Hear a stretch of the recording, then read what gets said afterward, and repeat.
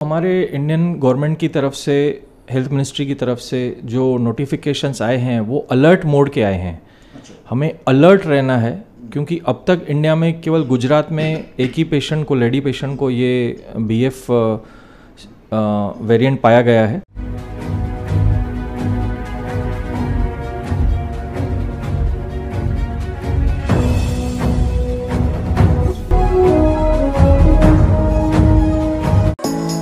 Neeraj Vinod Burani's Spacecraft Interiors.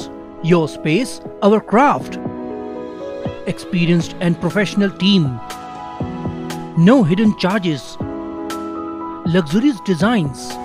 Spacecraft Interiors. Your space, our craft. आई लेते एक मुलाकात उल्लासनगर के ममता हॉस्पिटल के डॉक्टर राजेश कुकरेजा जी। आज हम इनसे मिलने हैं कोविड के विषय में। अभी डॉक्टर साहब के पास आने का कारण ये था कि जो कोविड है, कोरोना, वो जब बॉडी में आती है तो आने के दो रास्ते होते हैं, एक मुंह से, एक नाक से। तो सीधा के चेस्ट को जाके इफेक्ट करती है और लंग्स को जाके इफेक्ट करती है। इसके लिए हमने सोचा उल्लासनगर में एक ही डॉक्टर है, डॉक्टर राजेश कुकरेजा जी, जो चेस्ट स्पेशलिस्ट है। तो सीधा इनका संपर्क जो है ना, कोविड के पेशेंटों से डायरेक्ट संपर्क है। तो हमने सोचा कि आज इनसे एडवाइस लेते हैं कि शहर में जो हमारे देश में जो अभी कोविड का जो वापस एक नवा वेरिएंट आया है BF.7, इससे डॉक्टर साहब कैसे बचा जा सकता है। हमारे देश में भी अभी वापस से कोरोना हमारे देश में दस्तक दी है, तो किस प्रकार की एडवाइजरी गवर्नमेंट तरफ से आप लोग को आई है? क्योंकि आपने तो पिछले बार भी चुनाव देखा था, मैंने कोविड के पीरियड में आप तो लगातार सभी हॉस्पिटल आपकी विजिट थी, क्योंकि आप चेस्ट स्पेशलिस्ट एक ही डॉक्टर हो रहे उल्लासनगर के अंदर। तो क्या एडवाइस है आपकी तरफ से शहरवासियों को? मेरा नाम डॉक्टर राजेश कुकरेजा है। मैं चेस्ट फिजिशियन हूँ। यहाँ पे उल्लासनगर कल्याण अमरनाथ में कम से कम लास्ट 16 सालों से प्रैक्टिस कर रहा हूँ। ये जो BF.7 नाम का कोविड वेरिएंट आया है, जो डेरिवेटिव है BF.5 का, आप सब लोग क्योंकि देख रहे होंगे चाइना में काफ़ी दिक्कत खड़ी हुई है, वहाँ पे पेंडेमिक डिक्लेयर कर दिया गया है एंड मोर्टेलिटी रेट चाइना में काफ़ी ज़्यादा है। तो जो हमारे इंडियन गवर्नमेंट की तरफ से, हेल्थ मिनिस्ट्री की तरफ से जो नोटिफिकेशंस आए हैं वो अलर्ट मोड के आए हैं। हमें अलर्ट रहना है क्योंकि अब तक इंडिया में केवल गुजरात में एक ही पेशेंट को, लेडी पेशेंट को ये BF वेरिएंट पाया गया है, BF.7 वेरिएंट, जो BF.5 का डेरिवेटिव है। तो इसमें काफ़ी सारे फैक्टर्स हैं। नंबर 1 कॉमन पब्लिक के लिए यही है कि जितना जल्दी हो सके मास्क का यूज़ करना शुरू करें, हैंड सैनिटाइजेशन एंड ज़्यादा गैदरिंग अवॉइड करें। जो हमने पहले कोविड के टाइम में प्रिकॉशंस लिए थे, कॉमन प्रिकॉशंस यही है। इस समय कुछ भी चेतावनी वाली बात, डरने वाली बात या पैनिक होने वाली बात बिल्कुल भी नहीं है, क्योंकि मैं देखता हूँ काफ़ी सारे मिसलीडिंग अलग अलग वेरिएंट्स के नाम के कोविड के मैसेजेस वायरल हो रहे हैं जो कि ट्रू नहीं है, जो ट्रुथ नहीं है। हमको सिर्फ सतर्क रहना है, पैनिक बिल्कुल नहीं रहना है। राइट नाउ ये पोजीशन है।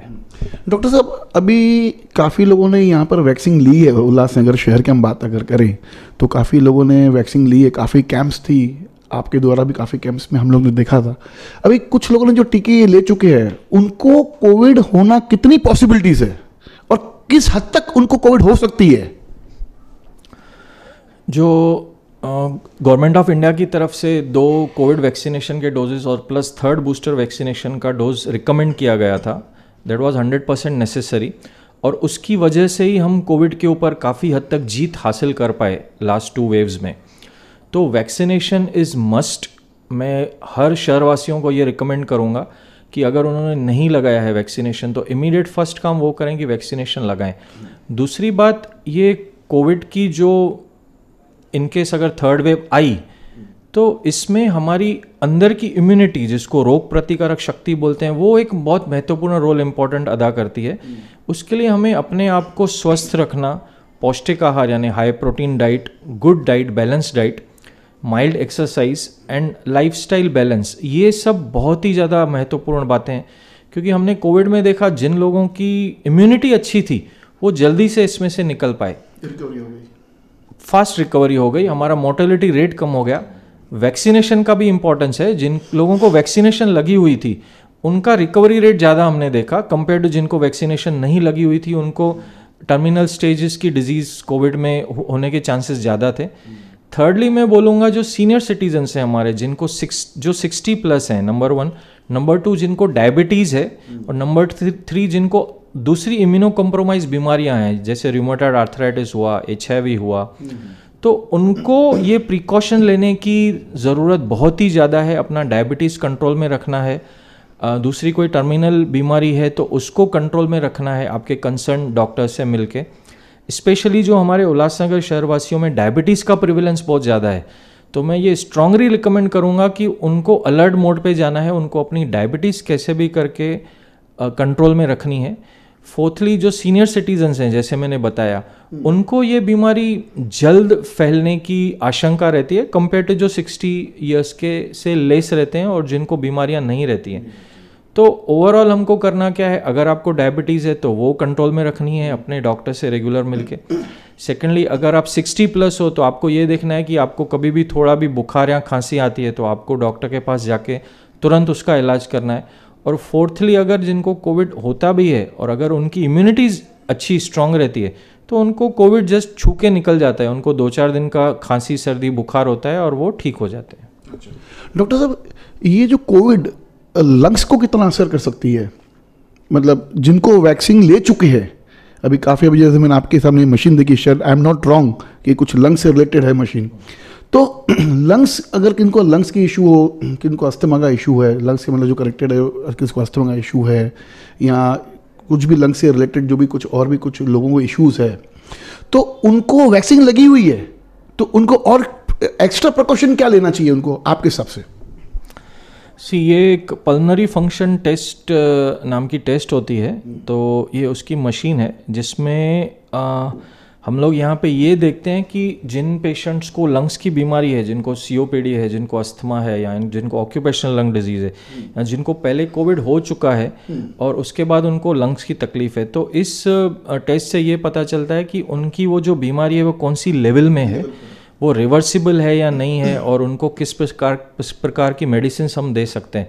इसमें 2 चीज़ें हैं, एक तो जिनको ऑलरेडी कोविड हो चुका है उनमें से कई पेशेंट्स को कुछ लंग फाइब्रोसिस हो गया है, किनकी लंग कैपेसिटी कम हो गई है, तो वो अब तक ही भी लंग्स की प्रॉब्लम से जूझ रहे हैं लेकिन कंट्रोल में हैं, वो अपनी नॉर्मल लाइफ भी जीते हैं लेकिन मेडिसिन से उनकी वो दिक्कत कंट्रोल में है।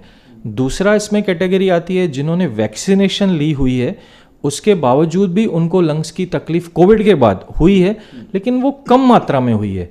तो ओवरऑल ये देखा गया है कि जिन्होंने वैक्सीन ली हुई थी उनको, उनमें से एक पर्टिकुलर कैटेगरी है जिनको पोस्ट कोविड फाइब्रोसिस या पोस्ट कोविड लंग डिजीजेस हुई हैं लेकिन वो उन बीमारी से उनकी लाइफस्टाइल के ऊपर असर नहीं हुआ है, वो अपना रूटीन काम कर रहे हैं, पीरियोडिक चेकअप के लिए आते हैं महीने 2 महीने में एक बार, और स्मॉल डोज ऑफ मेडिसिन पे कंटिन्यूड है। दूसरे पेशेंट्स हैं जिन्होंने वैक्सीनेशन नहीं ली हुई थी, उनकी कुछ कैटेगरीज ये ऑब्जर्व की मैंने कि उनको कोविड के बाद जो लंग डिजीज़ हुई जिनमें लंग फाइब्रोसिस या लंग ब्रोंकाइटिस हुआ, तो उनको थोड़ी मेडिसिन ज़्यादा मात्रा में लेनी पड़ रही हैं और उनकी लाइफस्टाइल कुछ हद तक इफ़ेक्ट हुई है। तो ओवरऑल मैंने ये पाया कि कोविड के बाद जिन पेशेंट्स को लंग डिजीज़ हुई है उनमें जिनको वैक्सीन लगी हुई थी उनकी रिकवरी काफ़ी अच्छी हुई है और उनकी लाइफस्टाइल पर असर कम हुआ है। काफ़ी अच्छी जानकारी आज डॉक्टर साहब ने दी, बहुत इंपॉर्टेंट जानकारी थी। सभी शहरवासियों को खाली एक निवेदन है कि सोशल डिस्टेंसिंग का ख्याल रखिए, कहीं भी भीड़ भाड़ के इलाके में अगर ज़रूरी है तो जाइए, नहीं तो थोड़ा टाइम उसको अवॉइड कीजिए, और मास्क, सैनिटाइज़र ये ज़रूर अपने साथ में रखिए।